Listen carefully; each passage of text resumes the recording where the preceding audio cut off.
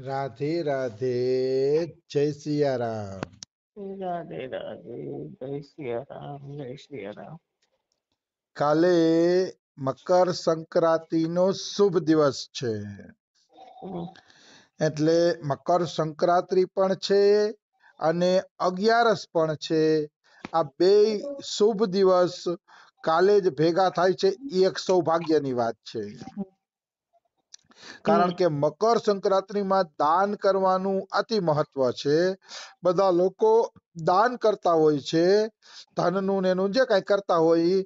હું તો એ બહુ પક્ષમાં નથી, પણ ઈ જ દિવસે જો એકાદશી નું વ્રત કરવામાં આવે અને એ નિર્જળા એકાદશી નું દાન કે ફરારી એકાદશી નું દાન જો ભગવાનને કરવામાં આવે નિષ્કામ ભાવે, તો એનું અનંત ગણું ફળ મળે છે.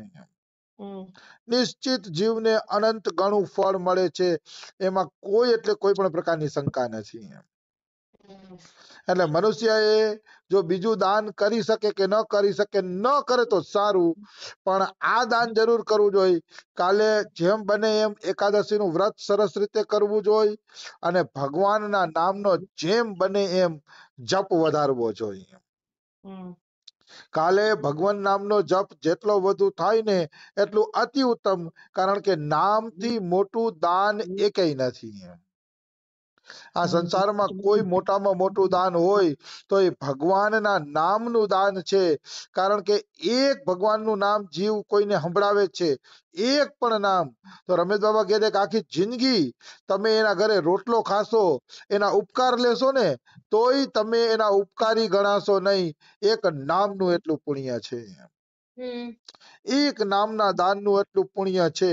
એટલે કાલે તો નિષ્કામ ભાવે પ્રભુને નામ જ સંભળાવવા જોઈએ અને નિષ્કામ ભાવના નામનું જ ભગવાનને દાન આપવું જોઈએ કે પ્રભુ, અમે તને બીજું કાંઈ દાન આપી શકતા નથી, તને નિષ્કામ ભાવે અમે તારા નામનું દાન આપી શકીએ છીએ. અને જીવ વધુ ને વધુ નિષ્કામ ભાવે દાન આપે ને, નામ જપનું નિષ્કામ ભાવે દાન આપે ને, ઈ ભગવાનને પણ કાલના દિવસે મંજૂર છે. કારણ કે કાલના દિવસે 11 છે, એટલે બને ત્યાં સુધી અન્નનું દાન કે અન્નમાંથી બનેલી વસ્તુનું દાન થશે નહીં. 11 છે એટલે કાલે ભગવાન એમ કહે છે કે મારા નામનું જ દાન આપો. જેટલું થાય એટલું ભગવાન નામનું દાન આપો, કારણ કે કાલે બીજું દાન કાંઈ જાજુ થઈ શકે એમ નથી. હા, ઘણા લોકો કરશે અન્નદાનના અંતે ને, એ પણ કઈ ખોટું નથી, જેવો જેનો ભાવ. પણ અમારા સદગુરુદેવ ભગવાનને પૂછવામાં આવ્યું હતું ગ્રુપમાં કે કાલે અન્નનું દાન કરી શકાય કે નહીં, તો અમારા ગ્રુપમાં એવો જવાબ મોકલો ગંગારામ ભૈયાએ કે કાલે અન્નનું દાન કરવું ન જોઈએ, કાલે દાનનો સંકલ્પ કરવાનો અને દ્વાદશીના દિવસે દાન આપી દેવાનું. એવું અમારા ગ્રુપમાં સૂચના આવી છે. પણ છોડો એ બધી વાતો, જે હોય તે. કોઈને કરવું હોય તો ભલે દાન કરે, પણ દાન જ જો કાલે કરવું હોય ને તો બે વસ્તુનું થઈ શકે, ભગવાન નામનું દાન અને ગાયને લીલા ચારાનું દાન થઈ શકે. કારણ કે ઈ ફરારી કહેવાય. લીલો ચારો ગાયને આપો તો એનો કોઈ દોષ લાગતો નથી. એટલે ઈ બે દાન કરવું હોય તો થઈ શકાય, બાકી અન્નદાન બને ત્યાં સુધી ન કરીએ તો સારું, કારણ કે એકાદશીના અન્ન દેવાની નો નિષેધ છે.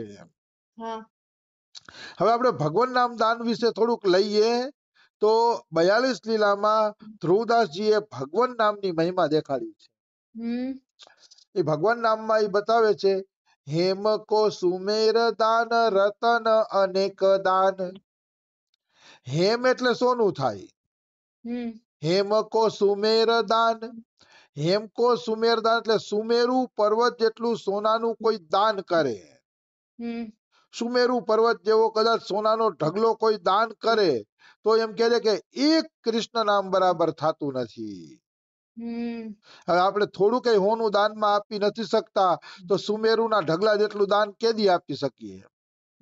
અને માનો કદાચ કોઈ આપી પણ દીધું તો એમ કે કૃષ્ણ નામની તુલનામાં એ આવી શકતા નથી, તો એવું હોનું દેવાની જરૂર શું છે. તો કૃષ્ણ નામની તુલનામાં ન આવી શકે તો એમ. હેમ કો સુમેર દાન રતન અનેક દાન, અનેક પ્રકારના રત્ન આપો. તમને નવા નવા નવા જેટલા રત્નો દેખાય બધાય રત્નોનું દાન કરી લેવાનું છૂટ, પણ કૃષ્ણ નામનું જે રતન છે એનાથી મોટું રતન આ સંસારમાં બીજું એકેય નથી. સાચું રત્ન તો કૃષ્ણનું નામ છે. એમ કે નામ અને નામી એક જ છે. કૃષ્ણ અને કૃષ્ણનું નામ અલગ છે જ નહીં. કૃષ્ણ અને કૃષ્ણનું નામ એક જ છે. કૃષ્ણ અને કૃષ્ણનું નામ એક જ છે. એટલે સાચા રતન તો કૃષ્ણનું નામ જ છે. આવી વસ્તુ છે, સમજાણું? હેમ કો સુમેર દાન રતન અનેક દાન ગજ દાન અન્નદાન ભૂમિદાન કરહી. ગજદાન એટલે હાથીનું દાન. ગજદાન એટલે હાથીનું દાન. ગજ એટલે હાથી થાય. કોઈ કે હાથીનું દાન ભલે કરી રાખે હાથીનું દાન. પછી અન્નદાન, આમાં હાથીદાનમાં એક નવીન વાત ઈ લેવાની છે કે હાથી કેવડો વિશાળ હોય એમ. અને હાથી આવે લાખો રૂપિયાનો. અત્યારે ગાય ભેહ 50-50 હજારની થઈ ગઈ છે. તો હાથી તો લાખો નો આવે. તો કે હાથી લાખો નો મોટો હાથી દાનમાં આપો. અને કૃષ્ણ નામ તો જોવું હાથીના નખ બરાબર, નાનકડું જ નામ છે કૃષ્ણ.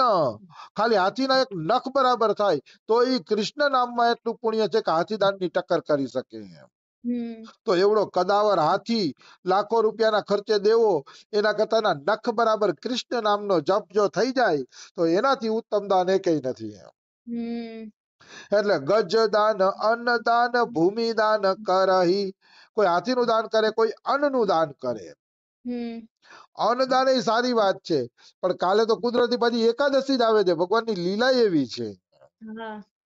એટલે એકાદશી આવવાના કારણે કાલે અન્નદાન થશે નહીં. અમારા બાબા પ્રમાણે તો નથી થતું, બાકી સૌના અલગ અલગ મત. તો અન્નદાનમાં જુઓ ભાઈ તકલીફ છે કે ભાઈ અન્નની વ્યવસ્થા કરવી, વરી રસોઈ બનાવી, ને વરી એને જમવા વાળા સાધુ સંતોને ગોતવા, આ તે ને એ બધી ઝંઝટ છે. એટલી ઝંઝટ કરવી એના કરતા તમારા ભગવાન પાસે બેહીને આસુડા પાડીને 2 વખત કૃષ્ણ નામ જપી લ્યો. 2 વખત કૃષ્ણ નામ, તો 2 કૃષ્ણ નામ આ તમારા અન્નદાન કરતા પણ વધી જશે. એમાં કોઈ એટલે કોઈ શંકા નથી.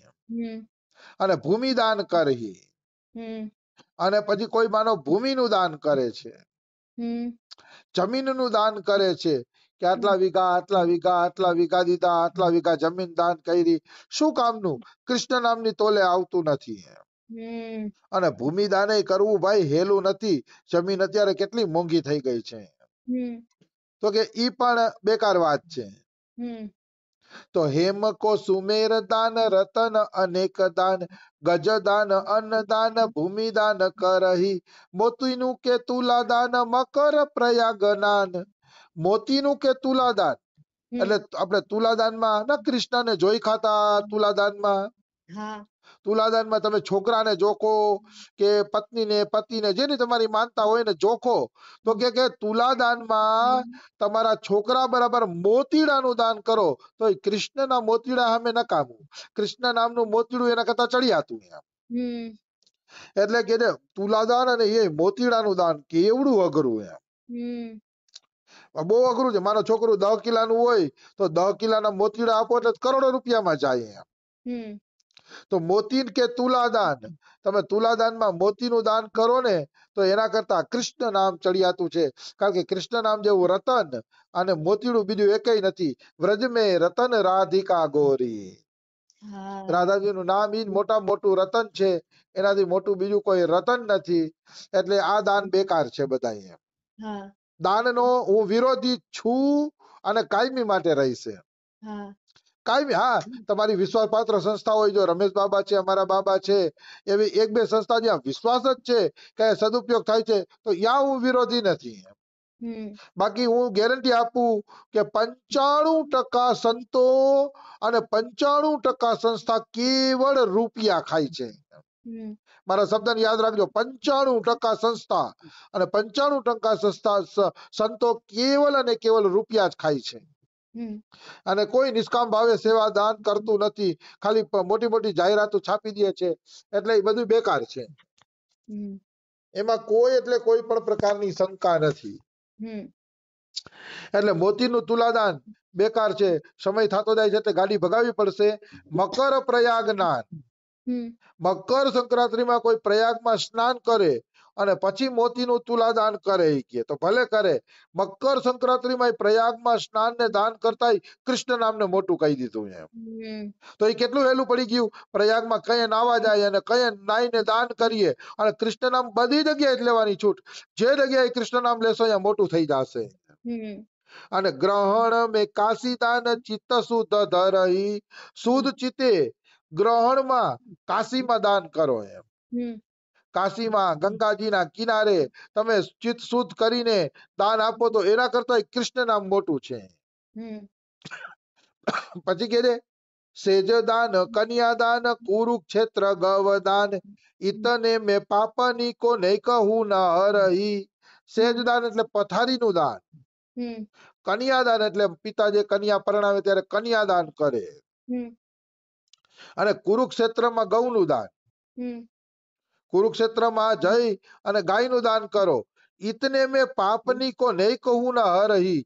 આટલા આટલા દાન કરશો ને તોય તમારા પાપ પૂરેપૂરા નહીં ધોવાય એવું ચોખ્ખું લખે છે ધ્રુવદાસજી. હમ આટલા આટલા પ્રકારના દાન કરવાની છૂટ. ઈ દાન કરવા છતાંય તમારા પાપો એ બધા પૂરેપૂરા મૂળિયેથી ધોવાશે નહીં. હમ શક્ય જ નથી આ દાન તમારા મૂળિયેથી પાપ ધોયો, કારણ કે અનંત જન્મોના પાપ છે. હમ એ અનંત જન્મોના પાપ કદાપી સંભવ નથી કે ઈ આટલા દાનથી ધોવાઈ જાય. હા શક્ય નથી. તો કે તો આ પાપ કેવી રીતે ધોવાશે? હમ તો આ ધ્રુવદાસજી છેલ્લી બે લીટી લખે છે. કૃષ્ણ કેસરી કો નામ એક બાર લીન હે ધ્રુવ. પાપી તીન લોકન કો છીન માહી તરહી. હમ કૃષ્ણ કેસરીનું નામ એક વાર ધ્રુવદાસજી કે કોઈ લઈ લે છે તો ત્રણેય લોકનો પાપી એક ક્ષણમાં તરી જાય છે. હમ આયા કૃષ્ણ કેસરી શબ્દ પ્રયોગ કર્યો. કેસરી કોને કહેવાય? સિંહને કહેવાય કેસરી. હમ સિંહ જયારે જંગલમાં વચ્ચે ઉભો રહીને ત્રાળ પાડે ને તો નાના મોટા પશુ પક્ષી સસલા ને નાના મોટા જીવ જંતુ ઊભી પૂંછડીએ ભાગી જાય છે. હમ ઊભી પૂંછડીએ ભાગશે, કારણ કે સિંહના પડકારાની તાકાત એટલી છે. હમ તો કે કૃષ્ણનું નામ કેવું છે? કેસરી. એટલે કૃષ્ણનું નામ પણ સિંહ જેવું છે. એક વખત કોઈ જીવ ભાવપૂર્વક કૃષ્ણ નામનું ઉચ્ચારણ કરે છે, કૃષ્ણ નામનો જપ કરે છે, તો ત્રણેય લોકના પાપ, અનંત કાળના પાપો છે ને એ સસલા ને પશુ પક્ષીની જેમ ભાગી જાય છે મનુષ્યના શરીરમાંથી. હમ એ કૃષ્ણ નામની આવડી મોટી તાકાત છે. હમ એટલે મનુષ્યએ કાલે મકર સંક્રાંતિનો દિવસ છે. જો ખરેખર સર્વ પાપમાંથી મુક્ત થવું હોય, અતિશય આગળ આવવું હોય, ભક્તિમાં આગળ આવવું હોય અને કોઈ પણ પ્રકારની સિદ્ધિ પ્રાપ્ત કરવી હોય તો કૃષ્ણ નામ જપો. હમ કાલે તો તમારા મોઢામાં ભગવાન નામ સિવાય બીજી ફાલતુ વાત આવવી જ ન જોઈએ. હમ બને ત્યાં સુધી કાલના દિવસે મૌન રાખો. હમ મૌન એટલે ઓલું મૌન નહીં હું કરીને ટાઈમ બગાડવા વાળું. હમ મૌન એટલે ભગવાનની કથા, ભગવાનનું નામ કીર્તન સિવાય બીજું કઈ બોલો નહીં. હમ બસ ફાલતુ વાત નહીં, ફાલતુ કોઈ ચર્ચા નહીં. કાલના દિવસે તો ભજન જ થવું જોઈએ. હારા દિવસે ભજન નો થાય ભજન કેદી કરીએ? હા હારા દિવસ આવે તો ઘરના લોકો એમ કે હારો દિવસ છે, મહેમાન આવે છે, ભજન આજે નહીં કરવાનું. અને ખરાબ દિવસે કોઈ આવતા હોય તો એમ કે ચાલુ દિવસે આ આવે છે, તો મતલબ ભજન કરવું ક્યારે? હમ આડા દિવસોમાં ભજન થતું હોય, કોક ને કોક આવતું હોય, અને હારા દિવસોમાં વધુ મહેમાન આવે અને ભજન ન કરવા દે તો આ તો ચાલુ જ રહેવાનું છે. હા એટલા માટે સારા દિવસો એ ભજન કરી જ લેવું જોઈએ. હમ હું આ બધાય માટે કહું છું, જેટલા રેકર્ડ સત્સંગ આપણે છે બધાયને કહું છું કે ભાઈ એમ કોઈ દી કામ ખૂટવાના નથી. હારા દિવસે ભજન જ કરવું જોઈએ. ગયા પ્રસાદ પંડિતજી 11 દિવસે પોતાનું ટ્યુશન ક્લાસ ને બધું બંધ રાખતા અને આખો દી સત્સંગ કરતા ભક્તોને બોલાવીને. હમ ગયા પ્રસાદ પંડિતજીને કોકે પૂછ્યું કે 11 તમે આખો દી ભજન હું કામ કરો છો? તો કે ભાઈ આપણા ઋષિ મુનિઓએ વિચારીને જ કીધું છે કે 11 આખો દી ભજન કરો. જો 11 આખો દી ભજન કરવામાં રુચિ આવી જશે ને તો જ્યારે તમે વાનપ્રસ્થ આશ્રમ લેશો, 50 વર્ષ પછી વાનપ્રસ્થમાં જાશો ને તો આખો દી ભજન કરી શકશો. હમ એટલે આપણા ઋષિ મુનિઓએ આ સિસ્ટમ કરી છે કે 15 દિવસે એક વખત 11 તો ભજન જ કરવું, ભજન સિવાય કઈ કરવું નહીં. તો કાલનો દિવસ તો 11 પણ છે ને મકર સંક્રાંતિ પણ છે. આવા બે યોગ ભેગા થાય છે એટલે પ્રભુનું ભજન જ થવું જોઈએ. હમ હું તમને નથી કહેતો કે તમે પૈસાનું દાન આપો. પૈસાનું દાન આપવાનું કહું તો વળી કદાચ તમને ઓલું તકલીફ પડે, હમ પણ પૈસા નો દિયો, ભગવાનના નામનું દાન આપો. રામસુખદાસજી અંતિમ સમયે પોતાના લાલ કપડાની જોલી ફેરાવીને કહેતા કે મને હરિનામનું દાન આપો, મને હરિનામનું દાન આપો, મારે હરિનું નામ કરવું છે, હરિનું નામનું દાન આપો.